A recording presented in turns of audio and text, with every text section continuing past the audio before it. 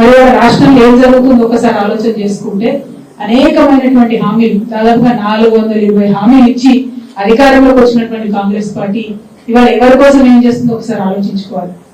నిజంగా నిన్న జగిత్యాల వచ్చే ముందే ఒక రైతన్న ఒక మంచి మెసేజ్ పెట్టింది.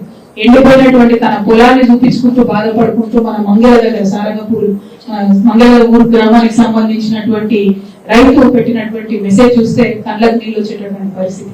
ఎండిపోయినటువంటి భూమిని చూపించుకుంటూ బాధపడుతున్నటువంటి పరిస్థితి. ఇవాళ రైతు భరోసా లేదు, ఎరువులకు ఇబ్బంది, నీళ్ళు ఇచ్చేటటువంటి తెలివి లేదు. కేసీఆర్ గారు ఆల్రెడీ కాళేశ్వరం నిర్మాణం చేసింది, అయిపోయింది. దానికి మొత్తం కూడా 10 ఏళ్లలో వరద కాలువను నిజంగా జీవధారగా సంవత్సరం పొడవును కూడా నింపి పెట్టినాం. కనీసం ఆ వరద కాలువను నింపేటటువంటి తెలివి లేదు. ఏమనంటే కేసీఆర్ గారి మీద రాజకీయంగా విమర్శ చేసి మేడిగడ్డ లింక్ ని యూజ్ చేయకుండా ఇక్కడ వరద కాలువను ఎండబెట్టినటువంటి పరిస్థితి. వరద కాలువ ఎండిపోతే యావత్ జగిత్యాల జిల్లాలో ఉన్న రైతులందరికీ కూడా కళ్ళలో కన్నీళ్ళు ఉంటే తప్పితే ఇంకొకటి ఉండదు. నేను ఈ జగిత్యాల గడ్డ మీద నుండి రేవంత్ రెడ్డి గారిని విజ్ఞప్తి చేస్తా ఉన్నా, మీ రాజకీయ కక్షలు కార్పణ్యాలు పక్కన పెట్టి కాళేశ్వరం లింక్ అನ್ನು మీరు యూజ్ చేసుకొని మా వరద కాలువకు నీళ్లు ఇవ్వండి దయచేసి. జగిత్యాలలో భూములు ఎండిపోయే పరిస్థితి ఉన్నది, చెప్పులలో భూములు ఎండిపోయేటటువంటి పరిస్థితి ఉన్నది, అక్కడ పెద్దపల్లిలో భూములు ఎండిపోయేటటువంటి పరిస్థితి ఉన్నది. దయచేసి నీళ్లను రిలీజ్ చేయవలసిందిగా నేను ఈ ప్రభుత్వాన్ని డిమాండ్ చేస్తా ఉన్నాను. అదేవిధంగా మీరు చూసినట్టయితే మహిళలకు ఇచ్చినటువంటి ఒక్కటంటే ఒక్క హామీ కూడా ఈ ప్రభుత్వం నిలబెట్టుకోలేదు. 2500 ఇస్తామన్నారు, తులం బంగారం అన్నారు, 18 ఏళ్ళు నిండితే స్కూటీలు ఇస్తామన్నారు. బీడీ కార్మికులు అనేక మంది ఉంటారు ఇక్కడ జగిత్యాల మెట్పల్లి అంటేనే బీడీ కార్మికులకు హబ్బు.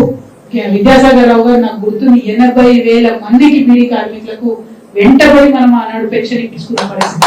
ఇవాళ 2000 నుంచి 4000 చేస్తామని చెప్పిండ్రు.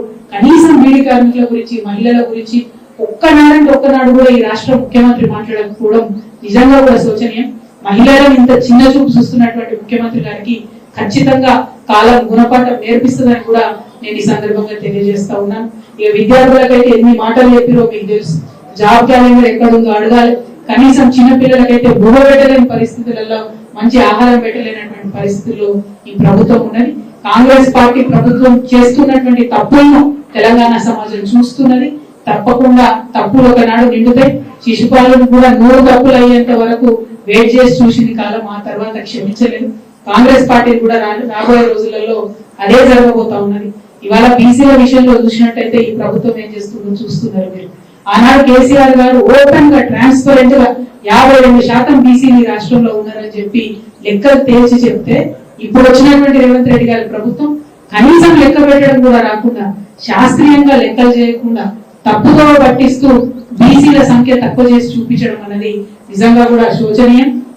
ఒక పక్క ఇదే తప్పు లెక్కలు తీసుకొని రాహుల్ గాంధీ గారు పార్లమెంట్ తప్పుతో పెట్టే విషయంగా వారు మాట్లాడుతున్నటువంటి సందర్భాన్ని కూడా చూస్తున్నాం.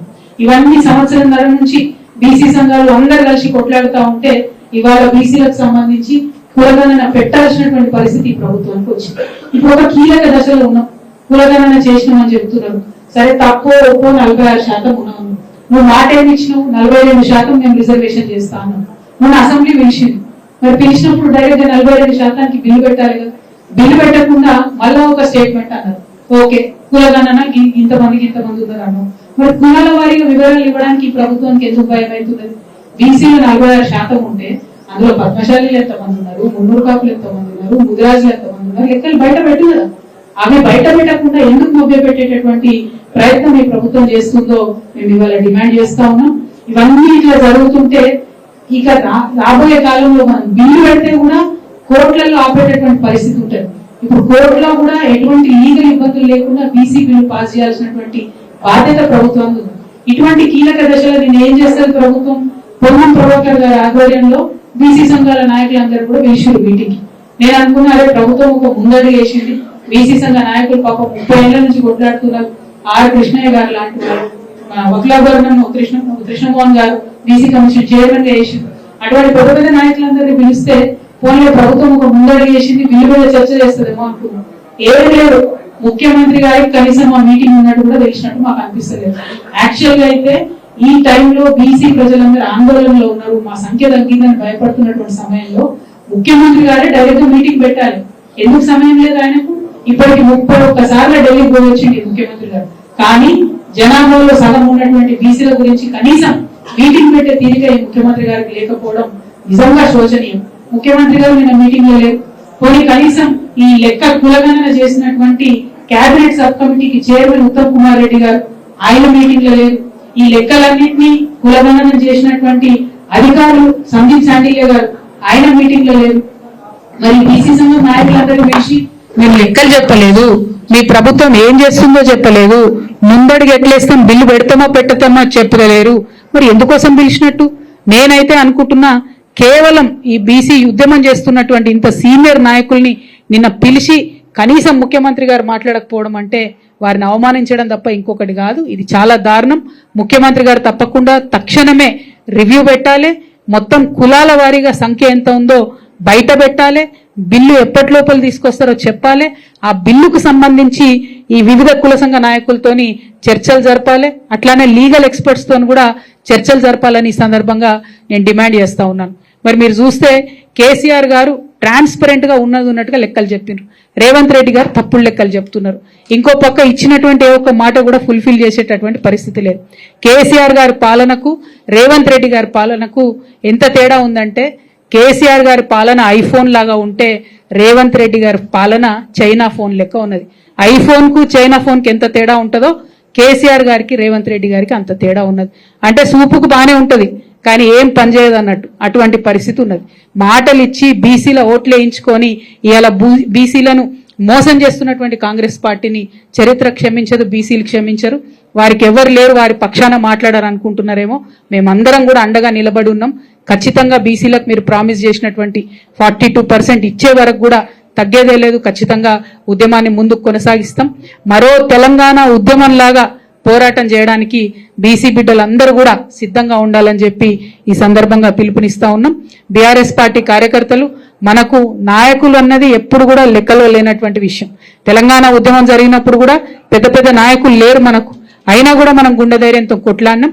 ఇవాళ ఇక్కడ జగిత్యాలలో మనం అధికారంలో ఉన్న 10 సంవత్సరాలు అనేక కార్యక్రమాలు చేసినాం. ఇవాళ జగిత్యాల్లో 4500 ఇండ్లు కేసీఆర్ గారు ప్రత్యేక శ్రద్ధ పెట్టించారు.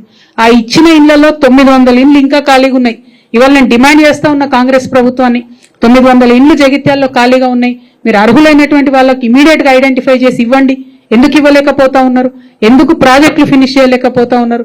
ఎందుకు వరద కాలువ నింపలేకపోతున్నారు? ఎందుకు రేషన్ కార్డులు ఇవ్వలేకపోతా ఉన్నారు?